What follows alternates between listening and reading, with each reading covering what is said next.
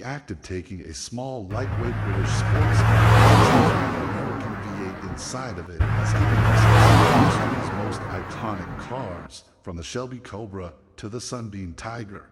It's a proven combination that combines handsome lines with brutal power.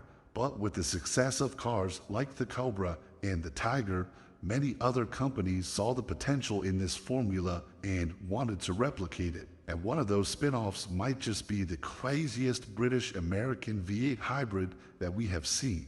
That car was the maniacal TVR Griffith 200 and 400, cars that were smaller and lighter than the 289 Shelby Cobra, and they came with the same motor under the hood. Now, on paper, there's a good chance you've never heard of these cars, and that's because there's only a couple hundred of them ever made. And the whole creation of this car wasn't even spearheaded by TVR. It was led by the model's namesake, a man named Jack Griffith. Jack ran a Ford and TVR dealership on Long Island and had become well acquainted with famous racing drivers like Mark Donohue and many others in the early 60s.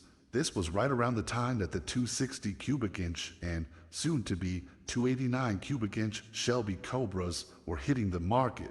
It was clear from the beginning the potential of these V8 Cobras, and Griffith thought he could do it better with a different platform, one that people like Donohue had already had experience with. That platform of choice would come from TVR, specifically their Grantura Mark III model. The Grantura was essentially TVR's first full-bore production model, which they launched in 1958, and it had undergone several small overhauls to create the Mark III, the biggest of which intrigued Griffith was their new chassis that included a coil spring independent rear suspension that greatly improved the handling capabilities of the TVR Grantura with that Mark III version. Now, all these cars were powered by an inline four-cylinder motor that would have been found inside of an MGB and put out about 100 horsepower. Now, 100 horsepower doesn't sound like much, but for the Grantura, it was more than adequate because the car only weighed about 1,600 pounds,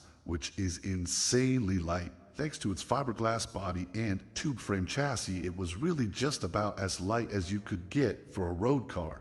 The comparable AC Ace that the Shelby Cobra was built on, for example, weighed 1,920 pounds. This TVR was 300 pounds lighter, which puts in perspective how crazy this little platform was. And not only that, compared to the Cobra, the TVR had a 4.5-inch shorter wheelbase, about 1 foot less in overall vehicle length, but it was also 4 inches wider. This recipe for a shorter, snappier car that somehow had a wider track width gave it far more potential out of the box than the AC car did, if the driver would be able to wrangle it.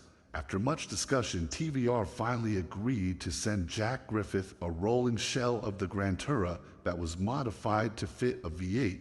Even still though, once they actually got the car on US soil, it couldn't quite fit the small block Ford, and it required a whole lot of cutting, banging, and massaging to shoehorn that motor and a 4-speed top loader into it. The original test prototypes were fitted with a 260 small block Ford, much like with the early Shelby Cobras.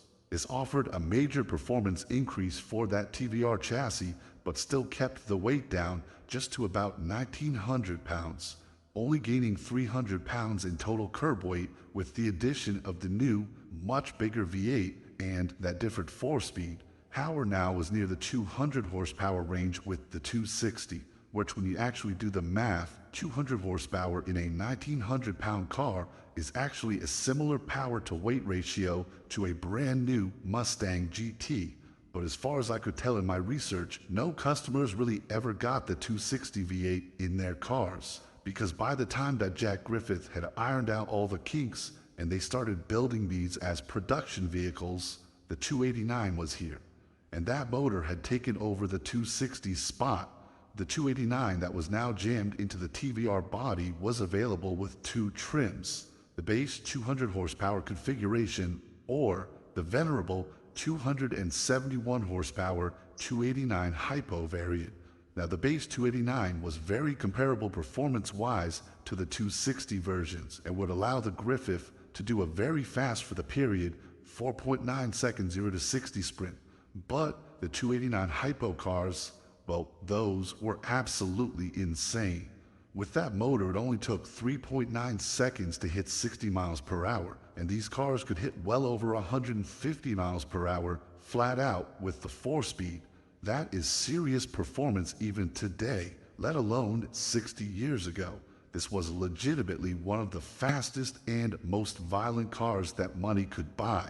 Everyone talks about how fast the Shelby Cobras are, but the 289 Cobras in reality made the same power as the Griffith, but they weighed 200 to 300 pounds more. With the Griffith's shorter wheelbase in tow, it was also considerably more snappy. It was quite literally, as Jeremy Clarkson would say, trying to rip your face off when it was pushed to the limit.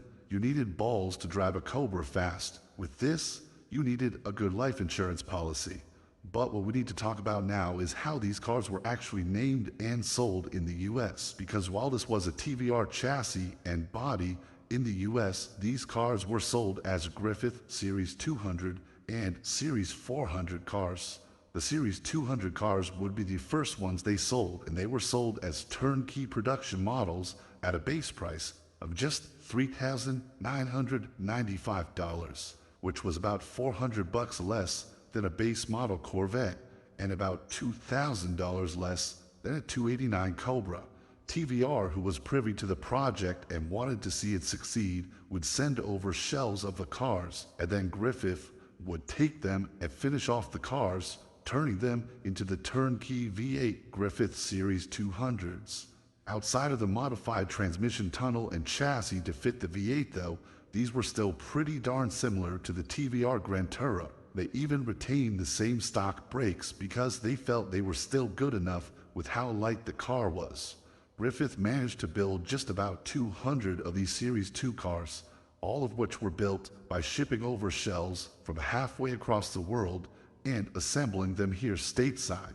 With how cheaply these were priced compared to the 289 Cobras though, one must wonder how much money Griffith really made off these initial cars, or rather, how much profit was built into the Cobras. Nonetheless, the Series 400 cars got a redesigned rear end featuring the larger circle taillights from the Lotus Cortina. This change wasn't on purpose by Griffith, it was actually because the TVR Grantura body got updated to this style, and as such, the Griffiths all had to be changed because those were the new bodies that TVR would be sending over. The other most notable change was a new Salisbury rear end that came with a different rear gear ratio. All of these 400 series cars came with the 271 horse 289 hypo in them, so all of these were absolutely manic performance cars. Unfortunately though, we saw way less Series 400s produced than 200s because in the late 1960s, an East Coast dock strike destroyed Griffith's ability to get the TVR shells into his hands, as they would be held up in shipping, and no body shells equaled no cars. As such, just 59 of the Series 400 cars were built, and Griffith, at the same time all this was happening, was also trying to bring their own Italian-American hybrid to market too, that would have been called the Series 600 rather unimaginatively. This was a gorgeous GT car that housed the same 289 hypo underneath. Unfortunately, the money dried up for Griffith, being overextended at this point, and as such, he couldn't even pay the person who helped design the Series 600, and he ended up getting sued and lost the rights to that car design, which were granted to the original designer. A whole myriad of issues stemmed from this, but essentially by this point, financially Griffith was in no position to build any more cars. The Griffith cars that they did sell were big hits for gentleman racers, specifically the Series 200 and Series 400, those TVR-based cars. These were for the men who wanted an out-of-the-box track weapon. Unfortunately though, these cars were so sketchy when pushed to the limits, they only saw a little bit of racing success, even though they certainly had the performance. Afterwards, TVR themselves would try and sell the V8 Grantula creation in the UK, marketed as the TVR Tuscan V8 from 1967 to 1970, but only about 70 or so of those cars were ever built. So in the end, what do we have here with the Griffith cars? Well, we have a story of American ingenuity, entrepreneurship, and turmoil. A man who thought that he could build a car better than Carroll Shelby, who set out to do it, and built something on paper that could have been better, but its sketchiness from that incredibly short wheelbase, mediocre TVR build quality, and the geopolitical issues that caused a dock strike ended up stopping this car from becoming that true Cobra killer. With all that being said though, damn would I love to take one of these things for a ride around Sebring and just see what it's like. And if money was no object, would you take one of these over a 289 Cobra? Let me know in the comments down below. But thank you all for watching another episode of our Rare Cars documentary.